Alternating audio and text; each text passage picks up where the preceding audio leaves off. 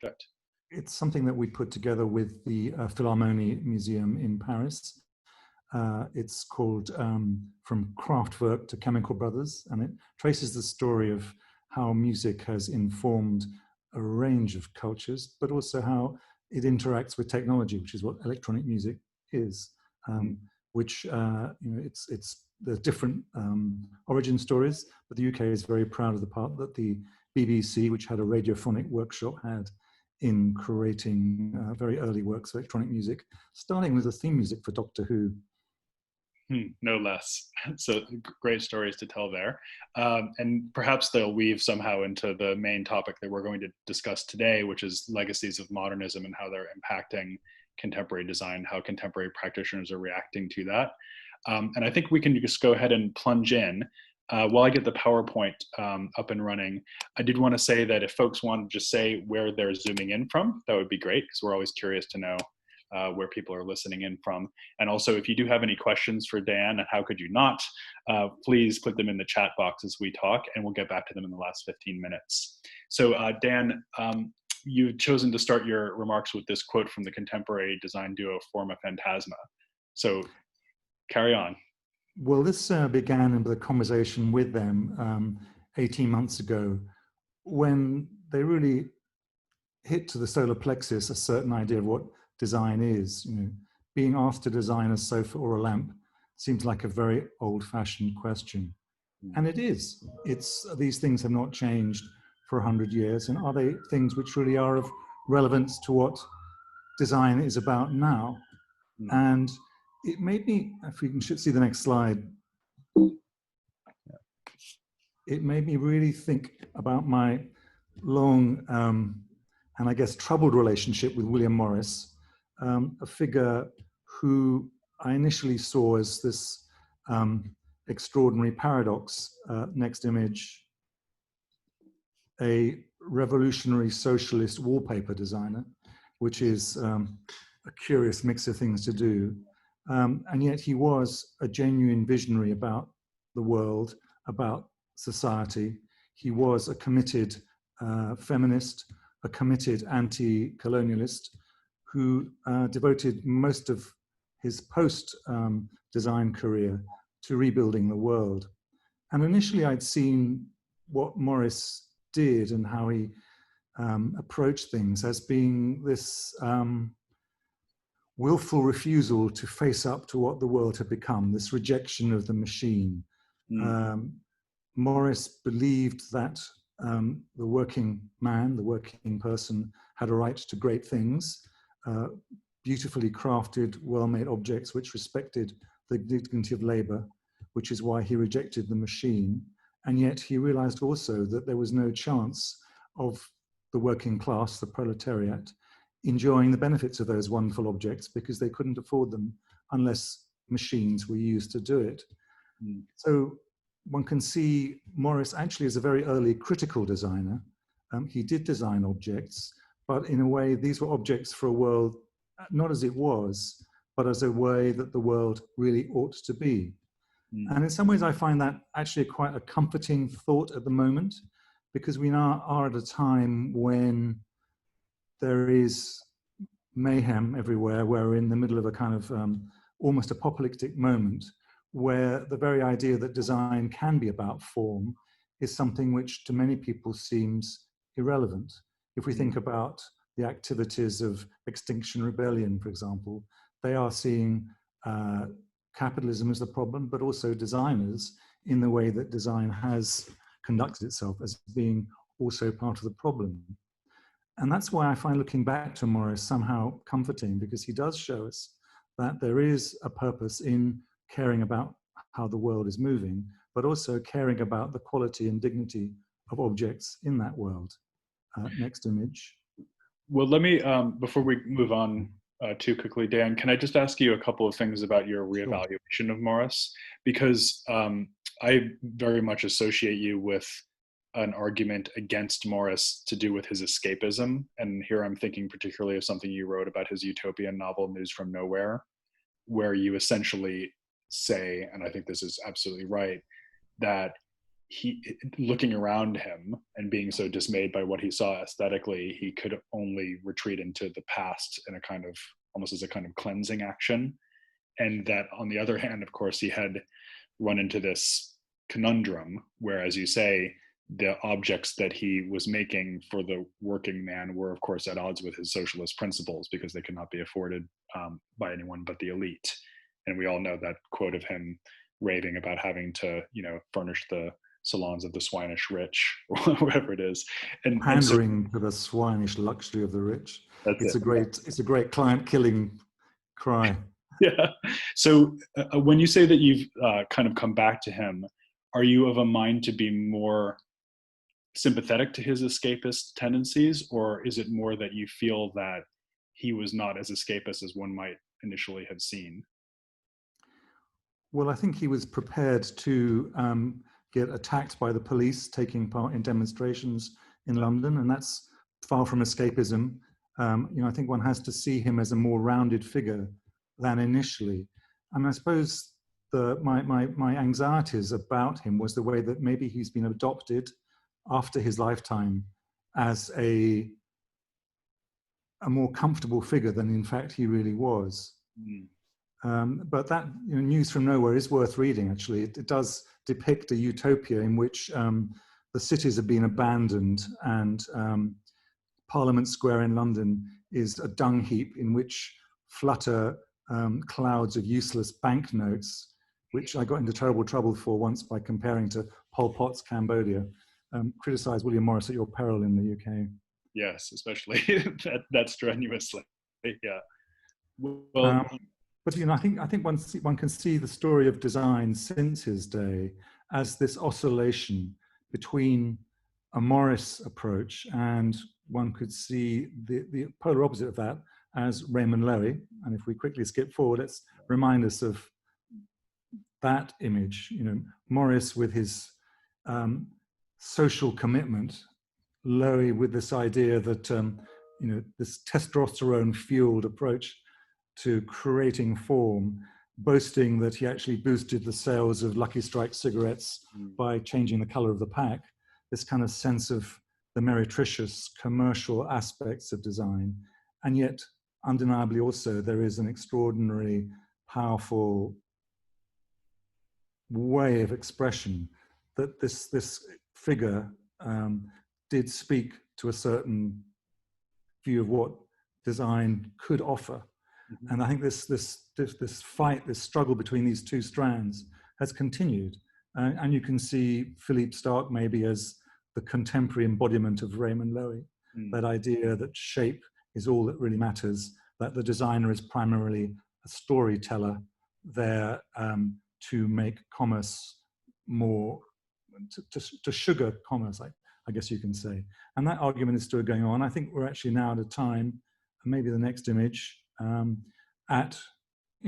one can go through history, there are so many cases of designers who've actually put that social mission first. This is Greta Schulte-Lihotzky, one of the first women to graduate in architecture from the Vienna Academy. She moved to Frankfurt, deciding that Adolf Loos, her first teacher, was too frivolous a playboy. And she went to work for Ernest May in Frankfurt, where she devised, next image, the Frankfurt kitchen.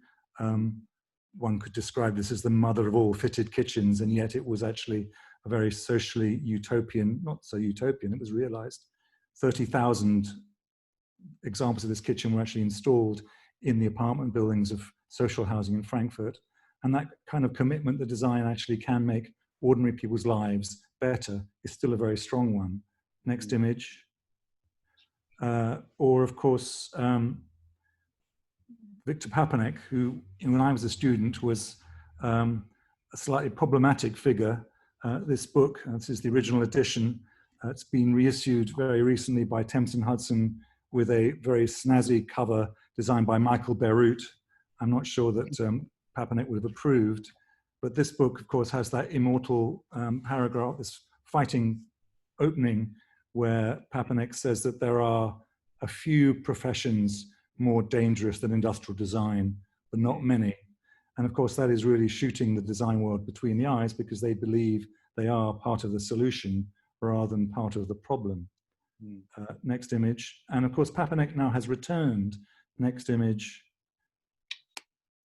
But don't forget, of course, that he was also, he had, Papinek had a recommendation from Buckminster Fuller on the cover of his book.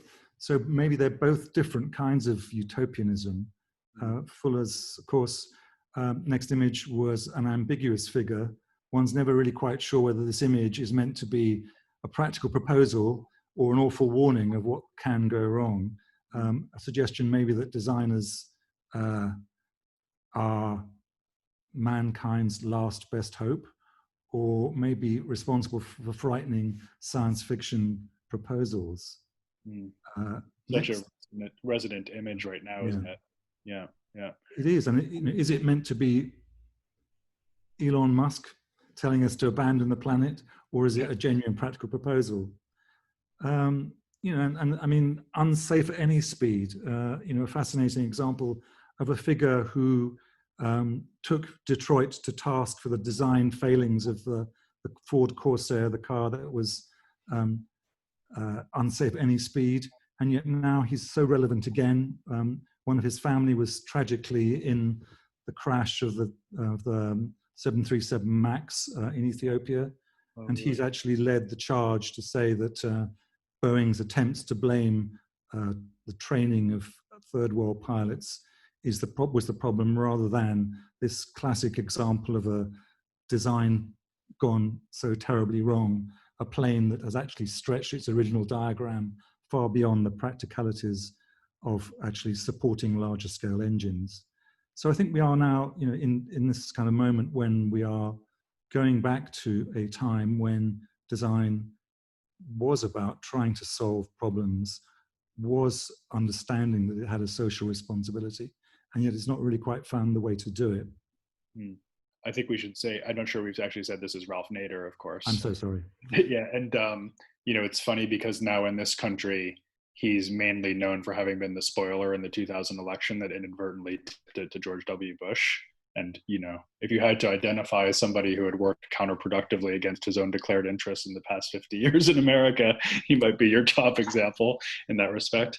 But of course, going back to his early work on Unsafe at Any Speed, you get a very different sense of Nader as this kind of activist, very akin to Papinek in a way, an activist in the field of design, showing that thinking about other things besides form are absolutely urgently necessary. So you can have a beautiful car, but if it's killing people, then what have you really got?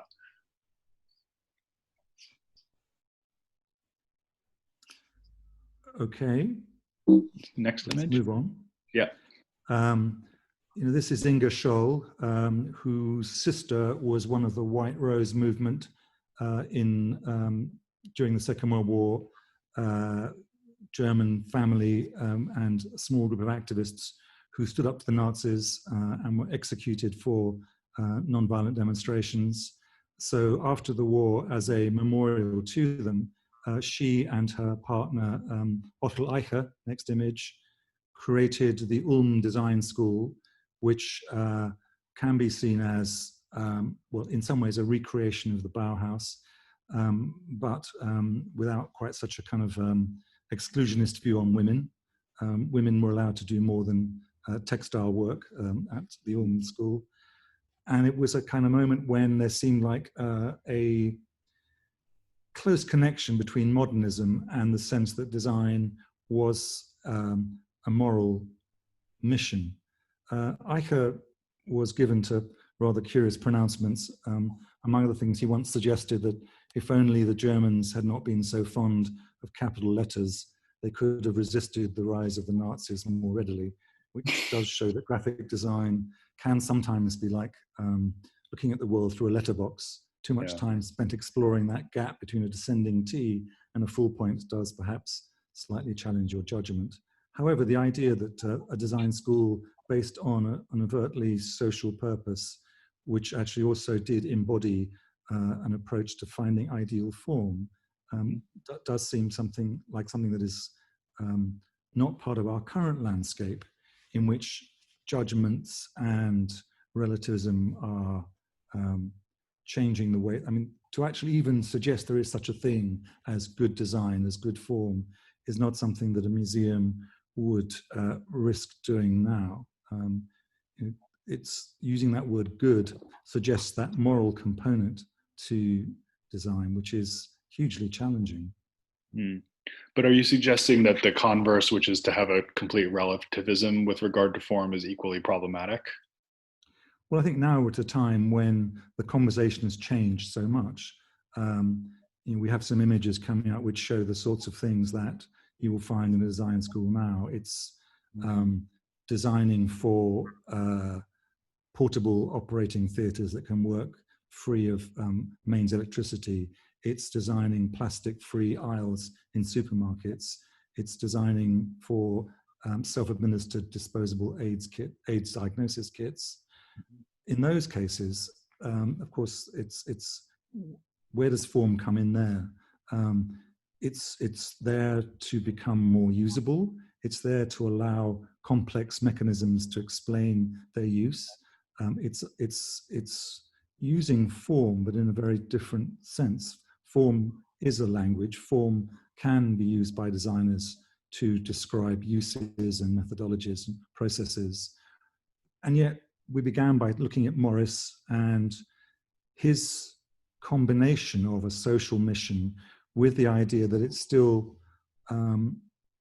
possible, even vital, to be able to take pleasure in our relationship with certain kinds of objects. We might not need very many of them, but those things that do mean something to us do have a kind of sense of, they do offer an opportunity, a canvas, a platform for the designer to add something that can be more personal, something can be more enriching, something that shows us that life is not only about materialistic, survivalist values. Okay.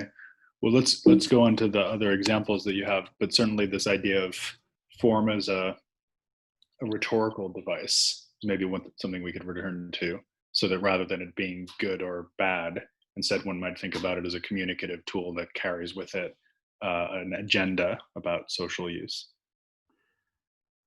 And I guess I'm running through some of the heroes of the 60s who vanished from the conversation and I think are now returning. This is Ivan Illich, Austrian-born, became a Catholic monk, lost his faith, moved to Mexico for a while, and believed that the world should go at the pace of the bicycle, that doctors were the most dangerous forms of medicine, that schooling should be about play rather than about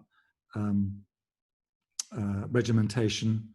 And I think we can soon expect to see rediscover of him. These are a few examples of, I guess, what I was talking about what we find now. This is dealing with understanding that water does not belong in plastic bottles. Is, it's going to take a massive change to make people realize what a luxury it is to be able to drink water from the tap. This is one project using terracotta to create an object which celebrates the tap, which is also a great way to keep water cool and to remind us that we just don't need water in plastic bottles. Next image. Or again, as I was saying, designers' skills are now being put to work to try to create. We now realize, of course, that plastic is the work of the devil, and that unless we do something about it, we're kind of. But this is a group based in London and the Netherlands who've worked with a Dutch supermarket to try to give people at least the choice at first of plastic-free shopping, and they realized that, of course, there are other materials that can degrade, that fulfill that need that seems to be part of consumer behavior to see the product before they buy it. Next image. And this was one of the projects we showed at the museum a couple of years ago, which is attempting to show how it's possible to have surgically clean operating conditions well outside a hospital. This is basically an operating theatre that can fit in a backpack. It's based on a very powerful filter and an electric motor, which keeps the surface on the operating surface clean. Next image. So there's that world of design, but there's this one as well. And I think it's really kind of interesting to think about what it is that changes people's minds. Why is it that Papinek's reputation disappeared for 2 decades, and why he's now read again eagerly by a generation? And it seems that we oscillate between that sense of Morris and a social mission, and the sense of, as I put it with Raymond Loewy, testosterone-fueled shape making. And every so often, our minds are changed by an event like the World's Fair in New York in 64, 65, which was in some ways the high watermark of a certain kind of view of the world. Next image. I mean, I love this moment when it's the 3 horsemen of the apocalypse. That's Walt Disney, Henry Ford the Younger, and Robert Moses, the man who remade Manhattan in his own image. And here they are in the drive of the future, the car that was going to change to make you feel happier, that was going to transform your life for the better, the moment when the road seemed the future. Next image. And this is the last one. And of course, this was the collision between Robert Moses, whose objection to Jane Jacobs, who we see here in Washington Square, trying to stop a highway being driven through it by Moses. Moses' response to Jacobs was contempt. She's just a bunch of housewives trying to stand in the way of progress. And of course, that attitude now will be inconceivable. The world has utterly changed. We see Jacobs as being the way of the future. And yet, we're also at a moment when the world does face enormous challenges, when decision-making and political leadership are tough things, and there are certain problems that can only be solved by government's minds being changed, rather than the individual action of one activist in Washington Square. And so, that ends the first lesson. Yeah, thus endeth the first part of the lesson, yes.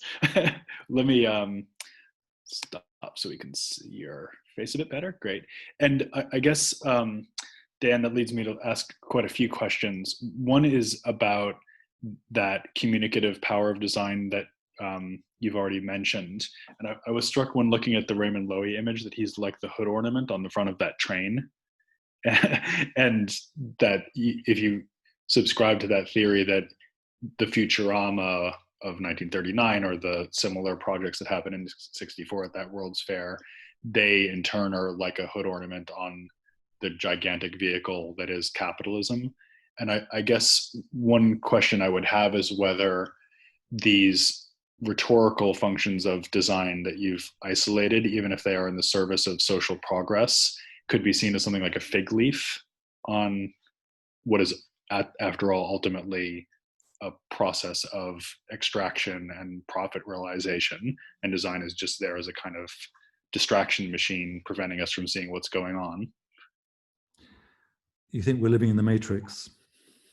Well, except that the Matrix, of course, is a complete fabrication, whereas we live in a situation that we should be able to recognize for being what it is, you know. But that perhaps design does have a kind of facadism that prevents us from seeing those systems, yes. I love your description of Loewy on the footplate as the hood ornament, because of course he thought it showed him as an immensely powerful figure. And of course he constructed his image. He was famous for being the first design consultant to hire a public relations executive whose job was to get him on the cover of Fortune and Time magazine, and succeeded, who recreated, we got the Metropolitan Museum to recreate his studio in the Met, and was photographed for it, lolling everywhere. It's hard to hate him, isn't it, really?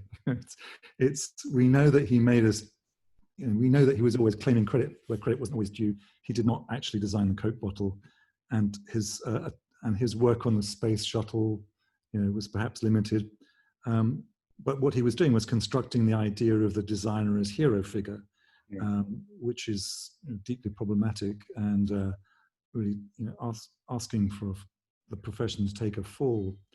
But I began with that quote from Forma Phantasma, saying that be asked to design a sofa and a lamp is a very old-fashioned question.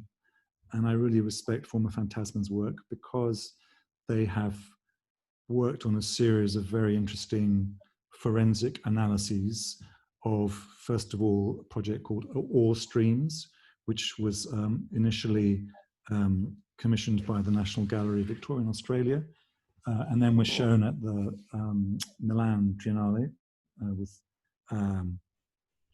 Paolo Antonelli's last exhibit there.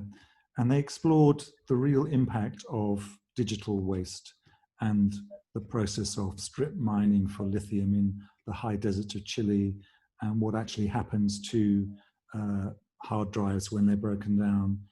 And they turned that into a serious research project which tried to explore ways in which you might minimize its impact, which looked at things that you might do to dismantle in ways that would allow you to recycle the various bits that go into a smartphone. I don't know whether they actually looked at Apple's earpods, but they're particularly dangerous, pretty bad news because you can't fix them. And they did that, and then they made some objects as well. And to me, that approach of understanding that you can't change the world, I mean, they understand they're not Raymond Loewy and that they're not William Morris. That design by itself is not going to be a magic switch that will suddenly make everything work again, but they are asking us to look at things from a different viewpoint, and they're also using their design skills to make it an elegant process, one which actually makes us understand that the way a message is conveyed is important as well as the message itself. Mm-hmm. And they went on to do a project which sadly had to close down because of coronavirus at the Serpentine Gallery almost as soon as it opened. But their second project on those lines was a look at the way that timber is harvested and also abused, how much timber has been lost in really wasteful ways. And again, they designed hardly anything. They did actually make objects from a piece of timber that had been blown down in a forest in northern Italy. But that was it. They designed an exhibition which was minimal in waste, which asked us to think about important questions. And yet at the same time, they have a practice which does involve designing sofas and lamps. Not many of them, but they're rather elegant ones. And I think they maintain their credibility, and they follow something which is important to them, which is designing with a material quality. And yet they haven't abdicated their responsibilities as designers, not just to answer questions, but to ask them. Yeah, what that implies is that designers should be looking at whole systems, so supply chains, the implications of all of their resourcing strategies. Maybe even you could say that designers should be thinking about the inevitability of their own work being knocked off down the line in the other direction, so that they need to think of their practices in a more kind of systemic or holistic way. So is part of what you're saying that one cannot do that successfully without form as a means of articulating the practice of how you're going to affect the resource stream? Is that the argument? I think it's one of the arguments. I think it's suggesting that design does require a certain level of modesty, mm-hmm. That there are multiple practices, that also, I mean, we're using form. Of course, what we mean by form in the age we find ourselves now living in our screens is taken on a different meaning, but I think form does have a digital relevance as well. Mm-hmm. But I think in the end, what we found now is that the Zoom meeting can be a tantalizing lack of substitute for the reality of actually being in a room with the 23 other people on this Zoom chat, that it can, and that design also is fulfilling that need that we all have for tactileness, for touching, for the feel of what cloth is like, the feel of what wood is like, the feel of what cold stone is like. Mm. And human beings for a very long time have become accustomed to working with their hands, with the materials they find, to look at objects of that kind. Mm-hmm. That leads me to get you back to Ivan Illich as well, because that idea of moving at the speed of a bicycle and the whole slow movement that's now, well, I don't know how many people associate it with them. They ought to, but even if they've never heard of Ivan Illich, they might well subscribe to some of the views that he propounded to do with the idea that the best way to deal with capitalist overproduction is basically to, stick a wrench in the gears and get everything just to, come to a screeching halt as quickly as possible, which in many ways is what's happened over the past few months, although what the long-term effects of that might be are hard to predict. And I guess that's another way, sort of trying to probe the basic argument that you're making, Deyan.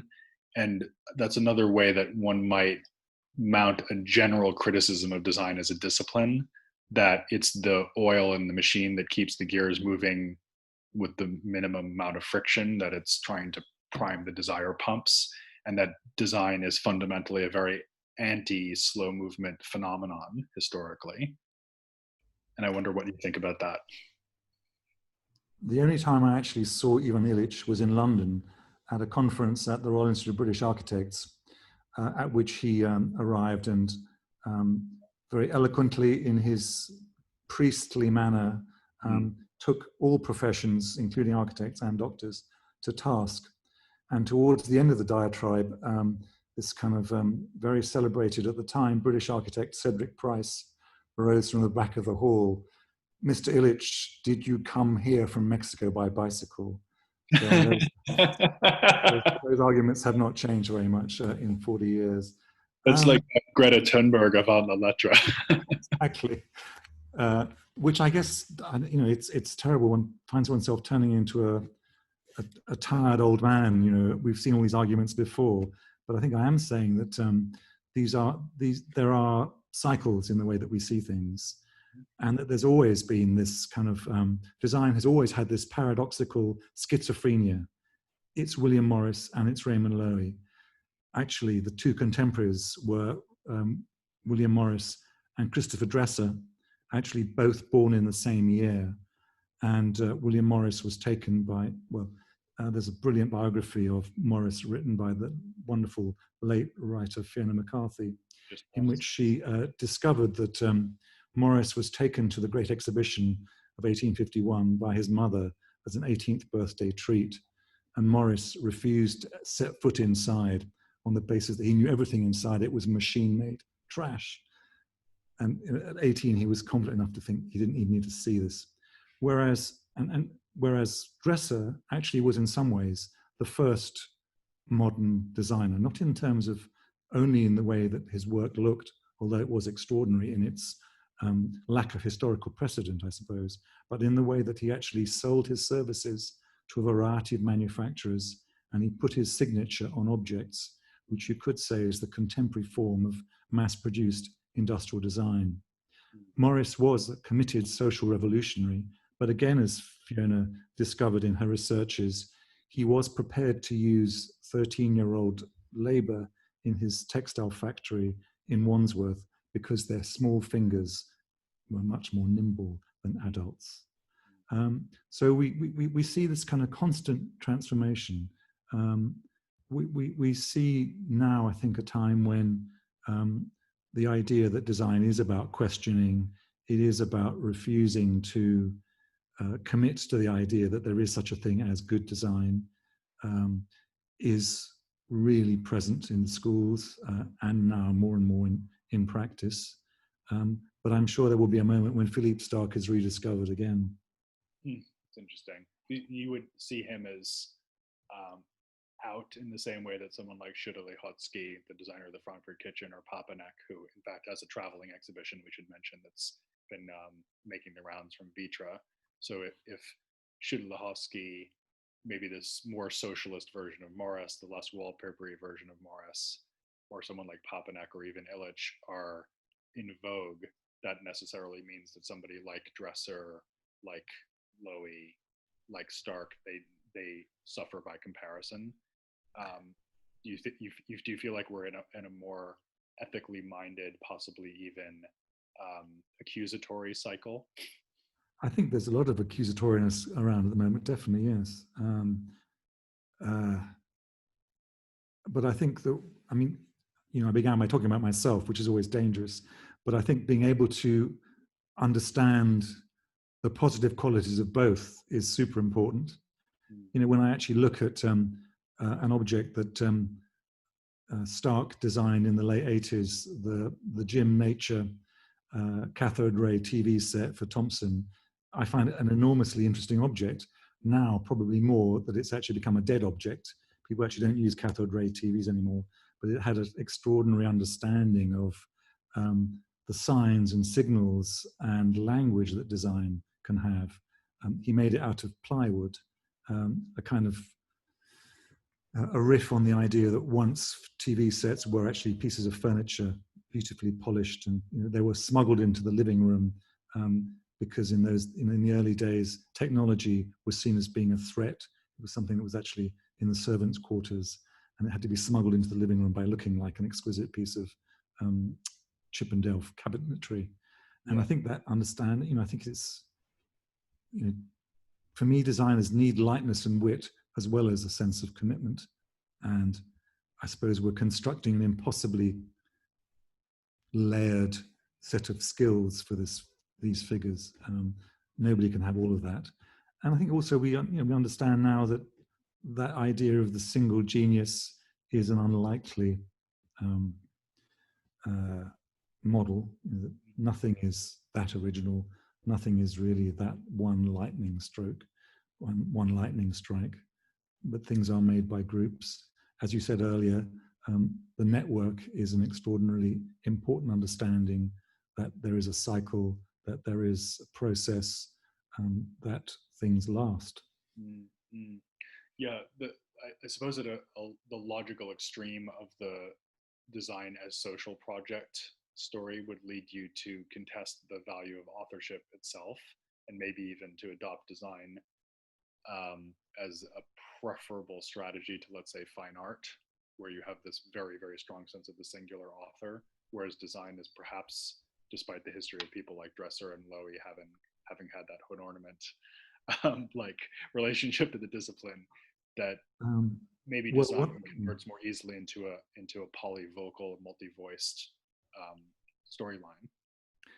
One of my predecessors as director of the Design Museum, Stephen Bailey, used to assert that actually design was the art of the 20th and 21st century, in that it could communicate to a wide audience that Stephen began by being extremely suspicious of art that he could not understand.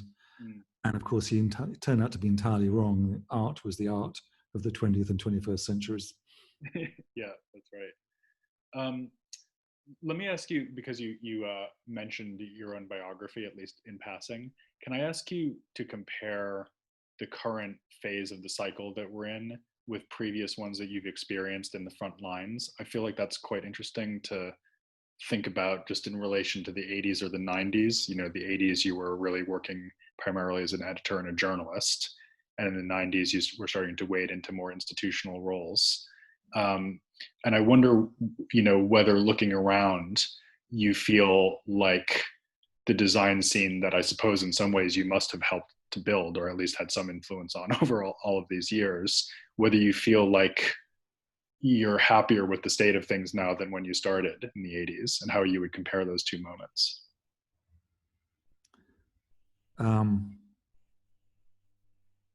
That's a lot of questions.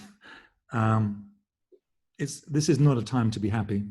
We are in the midst of something which, despite, if you have enough space, being shut in a house for 3 months is basically not a hardship.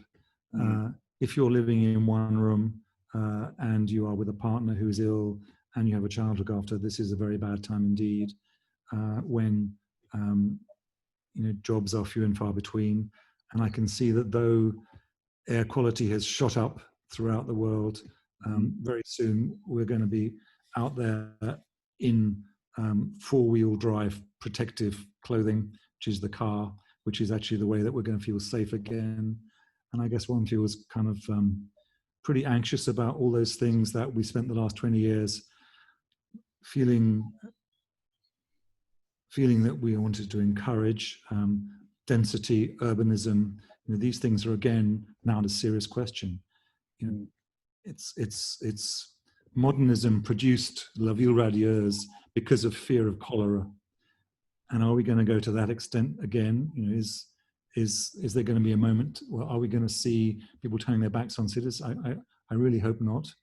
But it's that kind of level of change which would take me back to the 1980s, which were a time of economic difficulty again, of unemployment, of collapsing industries. If you look back at the 80s, it was a time in where there was mass unemployment, especially in Britain, when its older industries were being shut down. It was when it was making a transition, not yet to the digital age, but even to the electrical age. And I suppose that sense of uncertainty and doubt are with us again. And So yet, retrospectively, there's a kind of idealization of the heroic acts of salvage that Ron Arad and Tom Dixon and others were involved with. And there's a sense that design in that context,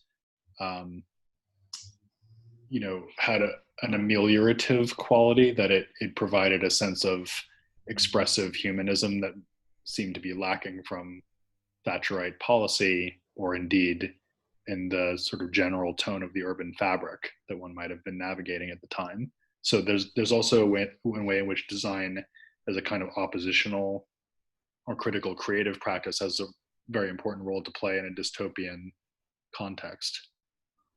And it's fascinating to understand what has happened to those same artifacts of Tom and Ron and others, Jasper Morrison, which have now become artifacts which have a very different meaning, which have become the currency of collecting, in the same way that the radical art of an earlier period has also now become, actually with a multiplying price bracket, also become the preserve of the collector. Does being turned into a museum piece or a collector's piece kill that original meaning, or is it still there to be found? Because you could argue that, using your own argument, that form is the route into the social project and the sense of possibility that a design idea might offer, you could argue that the logical extension of that is to value those artifacts as signifiers, or as almost as stand-ins for the ideas from which they were generated, let's say. So that might be one way to build a defense for the collecting practice around those relics. You can see music of that period and clothes in a similar way, that music of that time is sometimes rediscovered, or that the clothing of the recent past is reused by people who didn't experience that moment themselves, but are looking for some of the qualities that they perceive was there then, even if it wasn't. Mm-hmm. I see we're into the last 15 minutes, which is officially our Q&A time. So please, if there are folks out there that want to ask Dan about any of the things he said so far, or indeed anything else, I'm sure he'll be happy to answer you. Almost anything else. Well, you were a director for several years, so I know you're very artfully skilled at answering things in a way that is constructive, let's say. And I did want to ask you a question about that. Obviously, you're not in the hot seat at the Design Museum now, but I'm sure that you're aware of the way that many museums have been responding to the design activities of the coronavirus era. And, Alice Rawsthorne, another of your predecessors, and Paolo Antonelli have started a project about design in the period of emergency. The V&A has a virtual project that they're undertaking, documenting everything from door handles to face masks as design expressions of the period. What do you think that museums can be doing or should be doing right now as they look around at this transforming landscape? Surviving is a pretty key one. Job one, yeah. Which is not easy for any museum, but especially those which are not lavishly publicly funded like the Design Museum. Mm-hmm. But I suppose it is clearly maintaining their sense of relevance, their activity, putting their presence on in the digital realm like this, I think is extremely important. But I guess it's also about providing a longer term perspective. You know, I mean, the idea of, well, the V&A called it rapid response collecting. The Design Museum every year has a kind of survey show of recently completed work. Glenn, you yourself actually curated one of them. And I think that role of recording and framing is very important. But I think also museums have a kind of a longer perspective as well. So once we can actually allow audiences back into our spaces, and you know, again, in the same way that the idea of urban density is now under challenge, museums' key role at one moment, or one of their key roles, was that sense of offering a shared social experience, that it was a place that you went to with others, that it was a place in which you switched off your screen and had a different kind of experience. That's very precious, and we need to ensure that that will not be extinguished by the coronavirus. That there are ways to preserve that communal quality that museums have, this idea of a secular church in a way. Secular church, never really liked that phrase, but a place in which time takes on a different quality, a place in which there's a different perspective at work, that there is a chance to move out of the commercial space into somewhere which is in between. It's not the academy either, in that it's actually a welcoming place. It's a place to invite people to think and to think together. Out of curiosity, why don't you like the church metaphor? That takes us back to good design and that sense that this stuff is good for you. I see. And that you're all worshipping together. That's going a little too far. So in other words, you don't feel that the museum's job should be to preach? I think preaching is usually very ineffective as a strategy. Okay. What would you say, similar question, what would you say to designers, as I'm sure we have some listening, what would you say to designers that are thinking about how they might be coping with the present circumstances? Or what are you looking for in designers' work at the moment? What's most relevant to you from your perspective?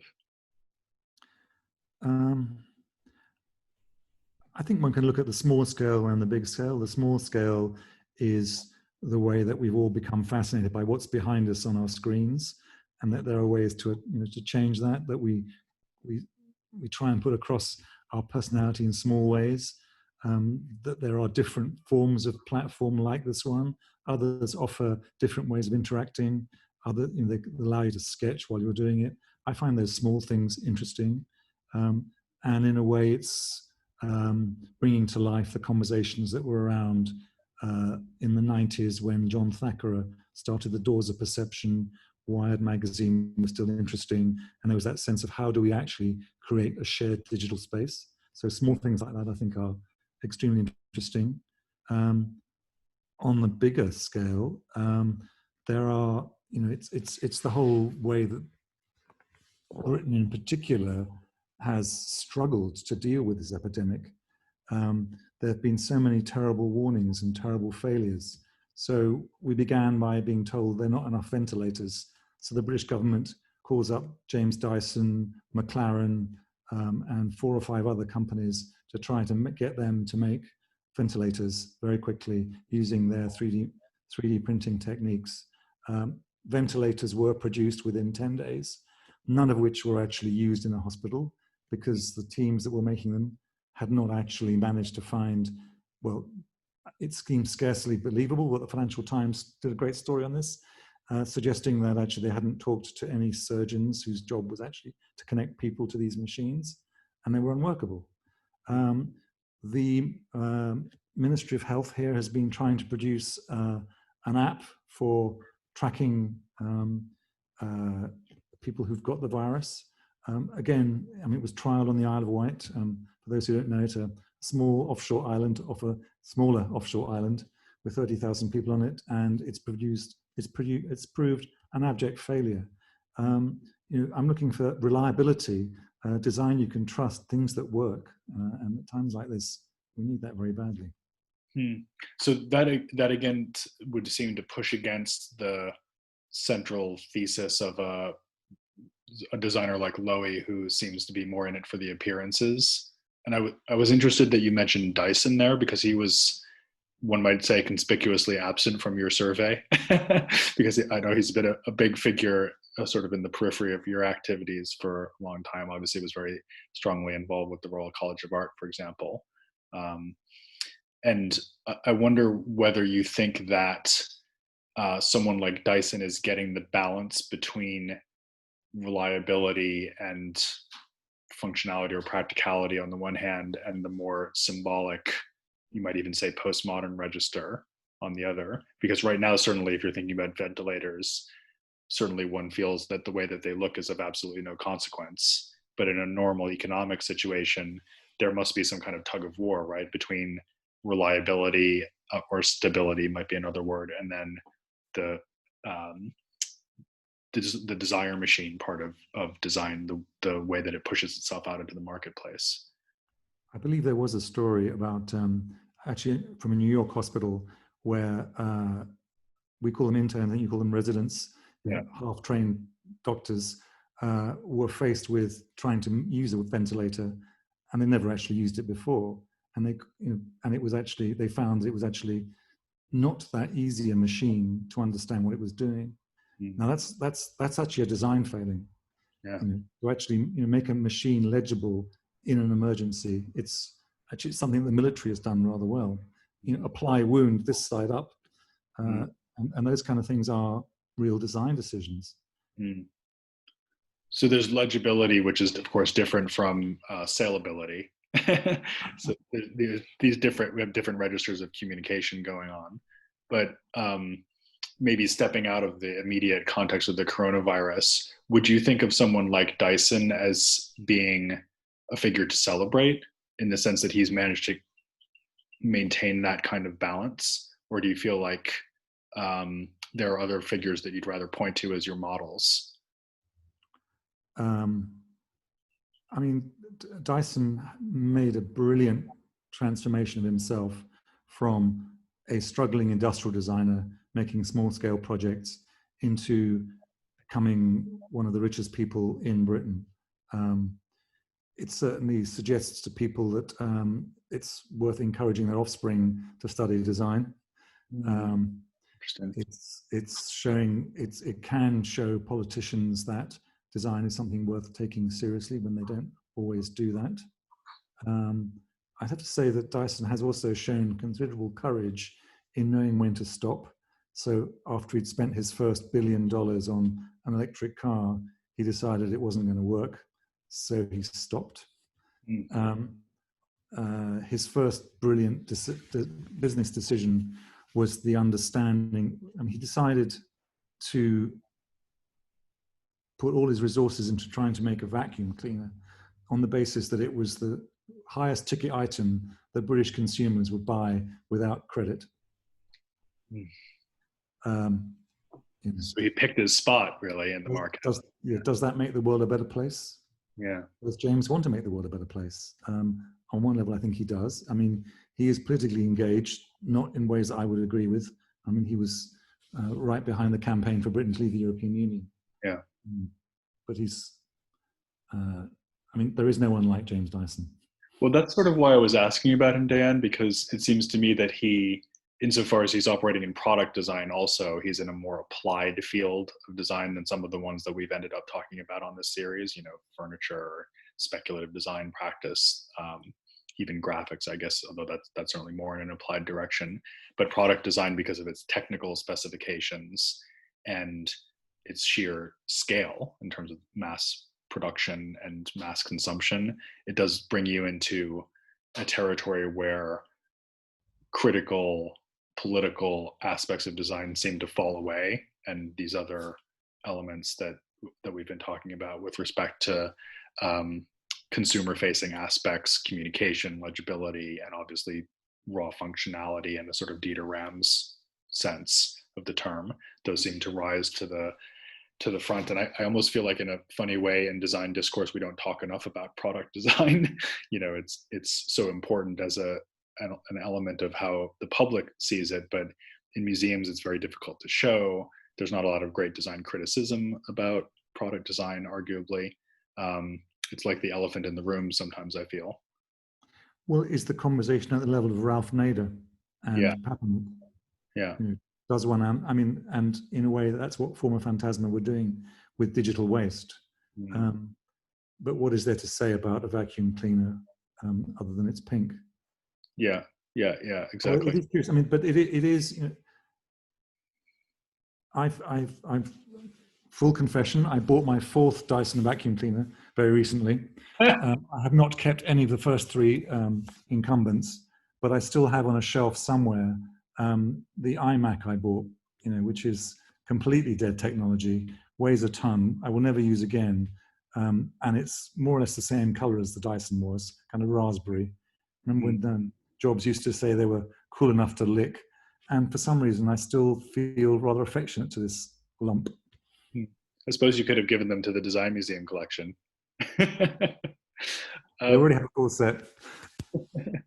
We'll be out of time in just a couple of minutes if there are any questions out there, but I did want to also ask you, it was actually your mention of Thackeray that brought this to mind, because you started your career in design, unless I'm wrong, essentially as a critic and as a writer, and then of course as an editor. And I also wonder, given that a lot of the ideas that we're talking about ideally should be considered through the framework of criticism, what do you think about the world of design criticism and design writing now, as opposed to when you started, and whether you feel like it's a good era for design criticism, design discourse in general, as compared with what you've seen in the past? There's so much more to write about now. I think this is. I think every period is a great period. What's interesting about design is that it goes on. Design keeps mutating. It keeps becoming about different ideas, and yet always the same ideas. And I think that it's a commonplace to say that design magazines are dead. All the kind of people who used to work for them now work in museums. That museums have taken on the role of that kind of discourse.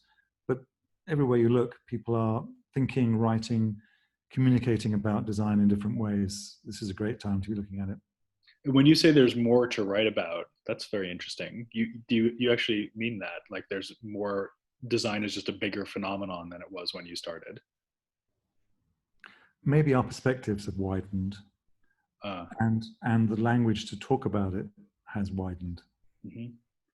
And do you think that cross-pollination with other fields like art criticism particularly, but also possibly, I think about Baudrillard's influence on design writing, for example. So there you have a Marxist philosopher having a tremendous impact through a book like System of Objects.